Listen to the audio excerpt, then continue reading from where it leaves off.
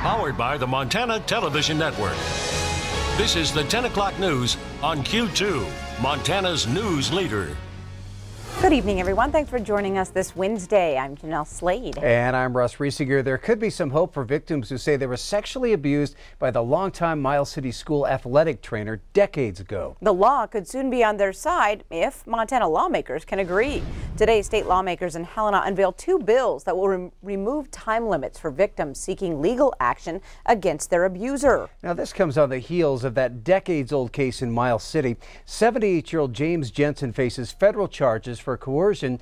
He's also charged with child pornography in Custer County. However, no criminal charges have been filed against Jensen on behalf of 31 men who've come forward to say Jensen sexually molested them when they were student athletes at Custer County High School.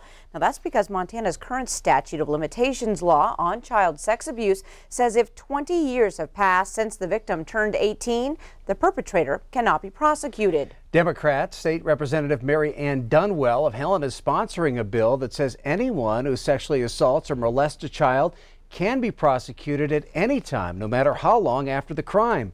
Right now in Montana, the suit must be filed within 3 years of the abuse or within 3 years of when the victim realizes its negative effect. Dunwell is teaming up with Democrat Shane Morajo from Missoula to sponsor two sex abuse bills. Now, they also say their bills will be retroactive. Dunwell and others say it's time for Montana to take a stand for justice against child molesters.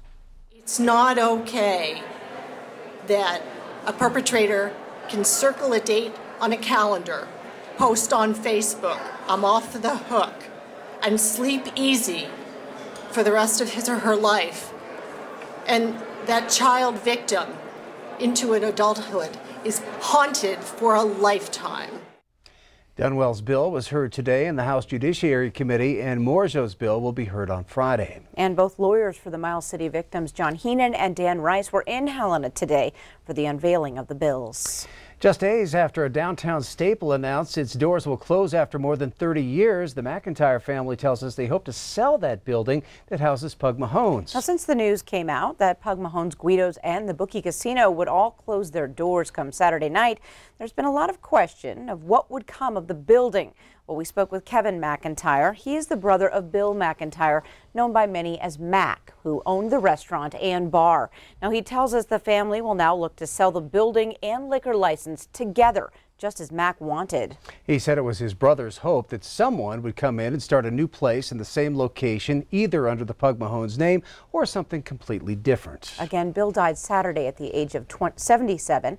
Kevin tells us the McIntyres suffered the loss of another brother just hours later. Mac's funeral is set for February 1st. There will be a public reception to follow at the Knights of Columbus.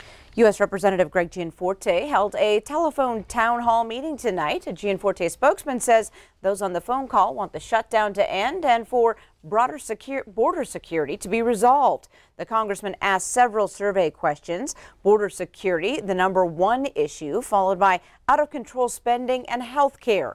97% responded that Congress should not be paid if government isn't open. 57% thought President Trump should talk about border security and immigration in his State of the Union address. Gianforte says he supports the president. I stand with President Trump in reforming our broken immigration system and securing our border.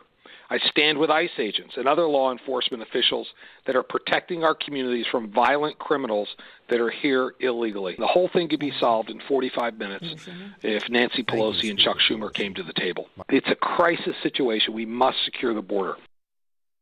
Congressman Gianforte also said he is encouraged that there is actually less animosity and divisiveness than is reported. A suicide bomber killed 4 Americans, 2 of them soldiers and 2 civilians, and at least a dozen Syrians on Wednesday. That attack targeting a restaurant that U.S. service members frequented.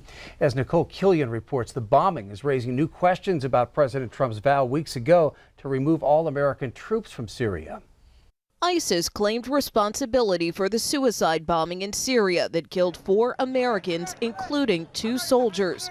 A man wearing a vest filled with explosives blew himself up in front of a restaurant where American soldiers had stopped for lunch. Our fight against terrorism is ongoing, and we will remain vigilant and committed to its destruction. An American contractor and civilian also died in the blast in the northern city of Manbij. In addition, at least a dozen Syrian civilians were killed. The White House expressed its deepest sympathies to the families of the Americans killed and wounded in the attack, while some lawmakers called again for President Trump to reconsider his recent decision to withdraw U.S. troops from Syria. Take this as a warning sign of what could be coming. Shortly after the attack was announced, Vice President Mike Pence stood by the president's strategy. We're now actually able to begin to hand off the fight against ISIS in Syria to our coalition partners, and we are bringing our troops home. The caliphate has crumbled and ISIS has been defeated. The fact that the suicide bomber picked the right restaurant at the right time may indicate that ISIS was tracking U.S. movements. A U.S. military officer told CBS News, "We're looking into all that." Nicole Killian, CBS News, Washington. Well, late today, Senator Rand Paul, who's in favor of pulling out of Syria, met with President Trump and afterwards issued a statement praising the president for remaining steadfast and saying he's never been prouder of Trump. A pilot who crashed his plane into the Missouri River outside Townsend tonight is not injured. That's pretty amazing. The Broadwater County Sheriff says they received reports of this crash around 4 this afternoon. The plane, as you can see there, was upside down on a sandbar in the river. And all it was he was trying to land on that gravel bar down there, and he hit the soft sand, and it just basically sunk and tipped him over on top. And so, for the most part, the plane's really not in that bad a shape. After he crashed, the sheriff says the pilot was actually able to call his brother to come pick him up in a different plane. Now, in this video from the sheriff's office, you can see the white plane take off from the sandbar. The sheriff says it was something he hasn't seen before. All of a sudden, here comes the plane. And he comes in, he does a fly around, and he comes down and lands on that island. And I was like, oh my Lord. So they loaded him up and his gear and took off, and it was quite interesting. Now, this is the second plane crash to happen in the area in just 2 weeks. They happened about a mile away from each other, both there on the Missouri River.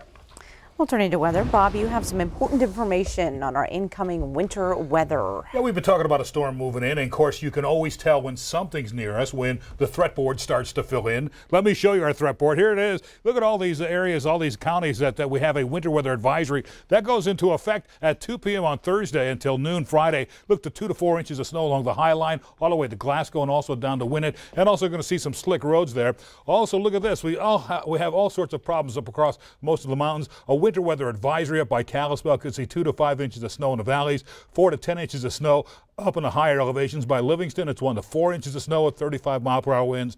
And over there by Yellowstone National Park, at 11 p.m. this evening until 11 a.m. on Friday, look for 4 to 9 inches of snow there. And of course, all of those areas are going to have some difficult travel, very slick roads in that region. So it's going to be iffy the next couple of days. But here in the Billings area, we're not going to do so bad. And we'll chat about that in a few more minutes. All right. Thanks so much, Bob.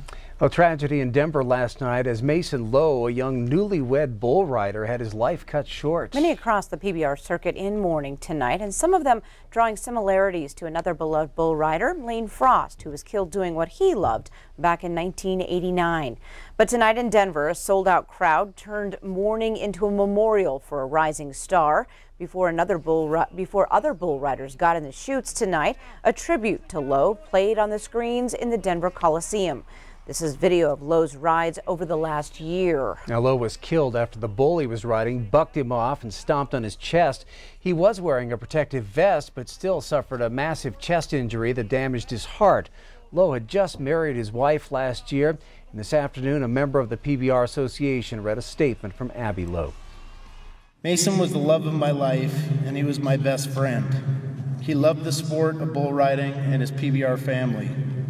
He was loved by his family and friends, had a kind soul and a heart of gold, and he was always willing to help someone in need. I appreciate all of the kind words spoken about Mason. He will be dearly missed. Really a sad story, and Scott will have more on Mason and how he'll be remembered coming up a little later in sports. Coming up, even though the government shutdown has stalled much of the country, the new farm bill is pushing the sugar industry towards sweet success. We'll show you how in our Montana Ag Reports. Plus, it's a hidden gem that is finally uncovered again after 15 years. We'll explain just ahead. You're watching MTN News with Jeanelle Slade and Russ Riesinger. Storm Tracker weather with Bob McGuire. And sports with Scott Breen. This is the 10 o'clock news on Q2, Montana's news leader.